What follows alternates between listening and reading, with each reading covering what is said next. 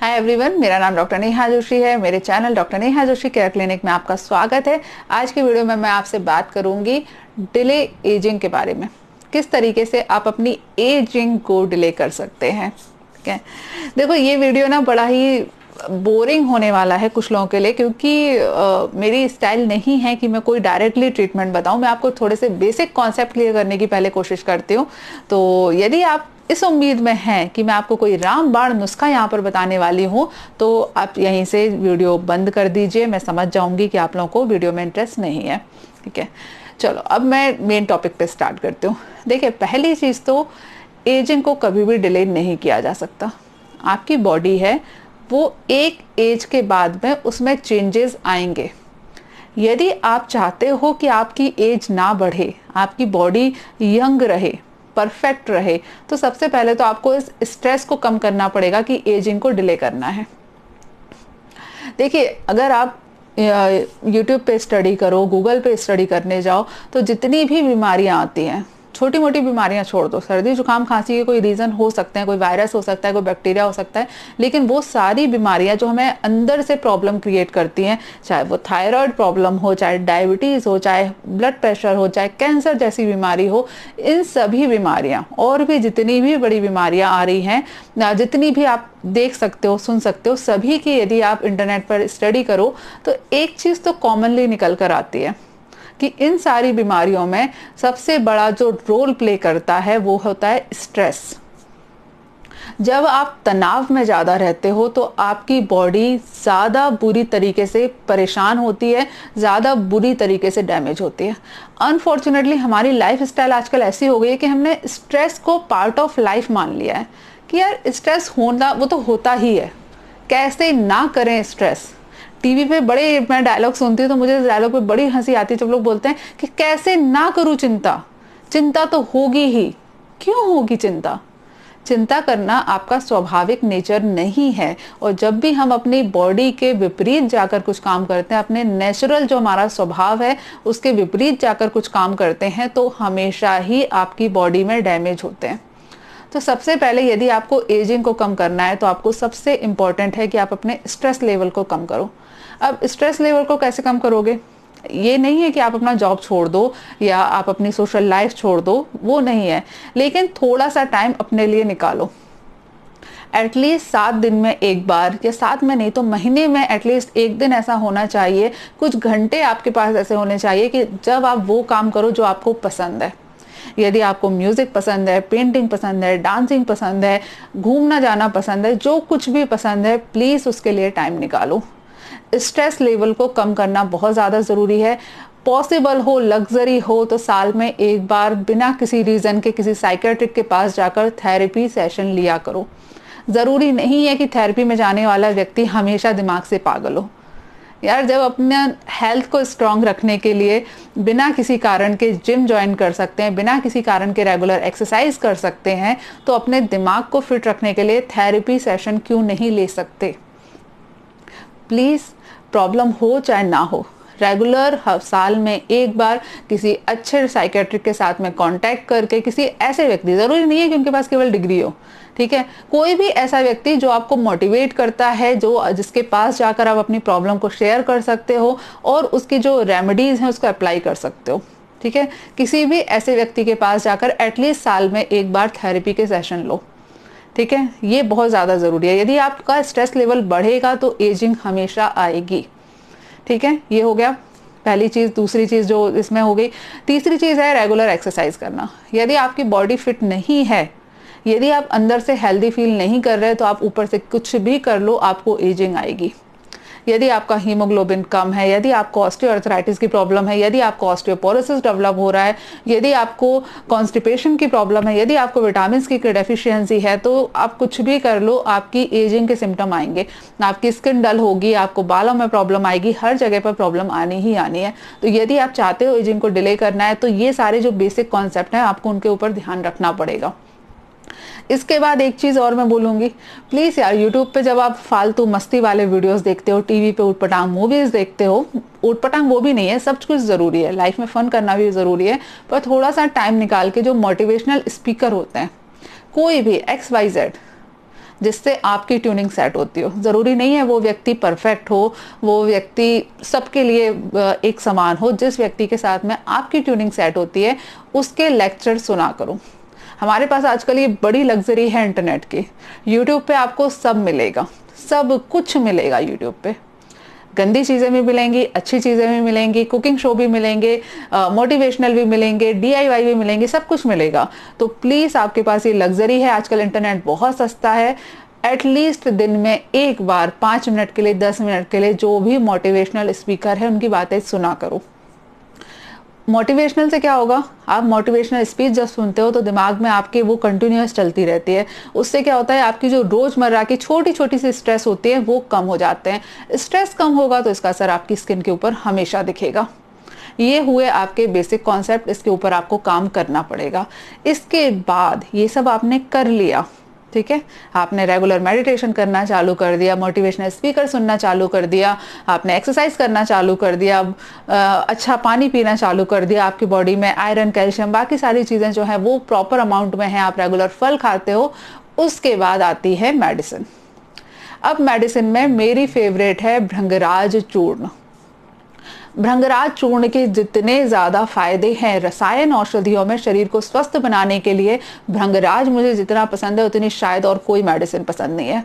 भृंगराज चूर्ण आपको मार्केट में 3 या 4 कंपनी का मिल जाएगा, पाउडर फॉर्म में आता है। इसका टेस्ट बहुत ही ज़्यादा गंदा होता है, ये बारू जैसा टेस्ट होता है। आप पानी में भृंगराज डालोगे तो ऊपर तैर जाता है, पूरा लकड़ी का बुरादा जैसा होता है। ये भृंगराज चूर्ण आधे चम्मच की मात्रा में दिन में 3 बार, सुबह, दोपहर, शाम, खाना खाने के बाद आप इसको खाइए।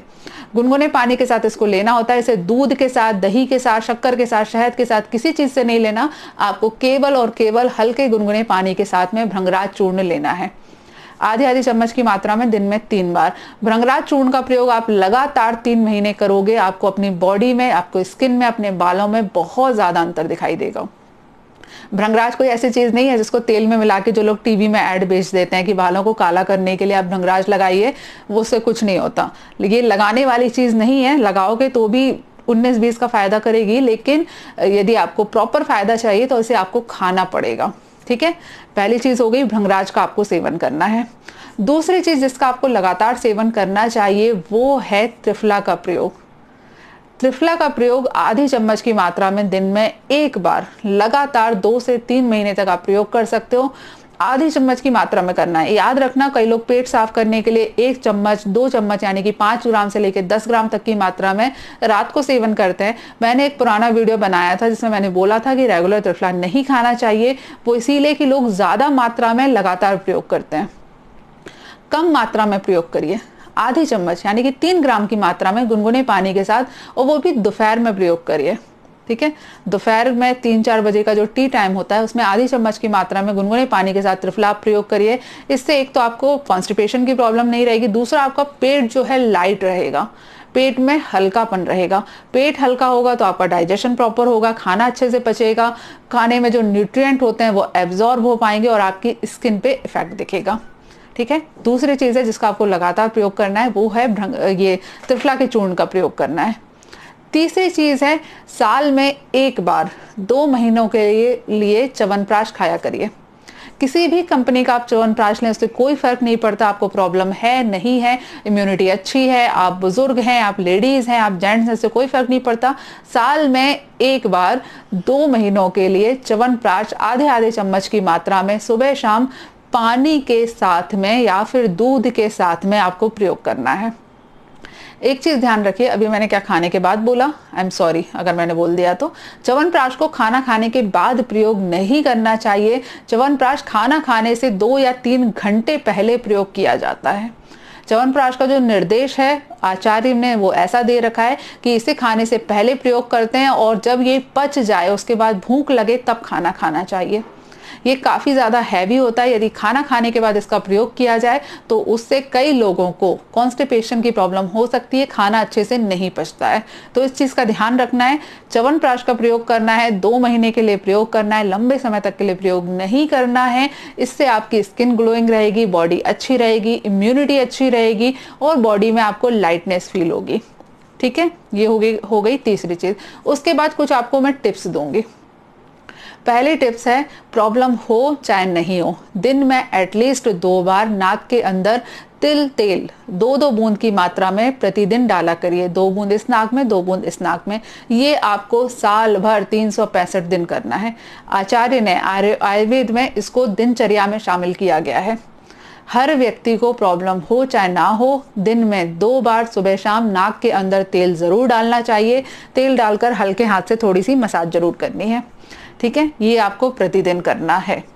इससे करने से क्या होता है, आयुर्वेद में वली पलित्त खालित्त तीनों रोग का नाश करने के लिए इसको बोला गया है।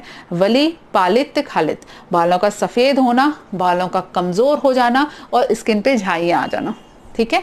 इन सारी चीजों को कम करने के लिए नाक के अंदर तेल डालना बहुत ज्यादा अच्छा होता है। इसके बाद एक और चीज है, वो है प्रॉब्लम हो चाहे ना हो, पेट पर मालिश प्रतिदिन करनी चाहिए। नाभि के अंदर तेल डालना, नाभि में थोड़ी मात्रा में तेल डालिए और उसके बाद हल्के हाथ से अपने खुद के हाथों से पेट के ऊपर मालिश करिए। हल्की मालिश करनी है, ऐसे नहीं करना कि आपको प्रेशर लगाना है। ये प्रॉब्लम हो चाहे ना हो प्रतिदिन करनी चाहिए। नाभि के अंदर तेल और घी डालने के फायदे बहुत सारे होते हैं। इससे आपकी स्किन लाइट रहती है, आपको एब्डोमेन आपका अच्छा रहता है, पेट के अंदर वायु के विकार नहीं होते, और वायु के विकार नहीं होते तो आपकी स्किन है वो अच्छी रहती है, ठीक है। इसके बाद लास्ट में जो चीज़ है, नंबर जो भी है काउंट कर लीजिएगा, वो ये है कि एटलीस्ट हो सके तो प्रतिदिन रात को सोने से पहले पैरों पर हल्के हाथ से किसी भी ऑयल से हल्की सी मसाज करिए। मसाज आप करेंगे पैरों पर, जब आप हल्के हाथ से मालिश करेंगे उससे आपको नींद अच्छी आएगी। नींद अच्छी आएगी तो आपकी एजिंग है वो ऑटोमेटिकली काफ़ी कम हो जाएगी, ठीक है। ये सारी इतनी हेल्थ टिप्स हुई। लास्ट में मैं आपको एक चीज कंक्लूड करूं, एजिंग होने में जो प्रमुख रीजन होता है वो वात का होता है। आयुर्वेद में जो वात पित्त कफ 3 दोष बोले गए हैं, उसमें से वृद्धावस्था लाने के लिए वात दोष जिम्मेदार होता है। जब भी आपके शरीर में वायु की दुष्टि ज्यादा होती है, या ऐसे लोग जिनको वात विकार ज्यादा होते हैं, उनको एजिंग भी जल्दी आती है।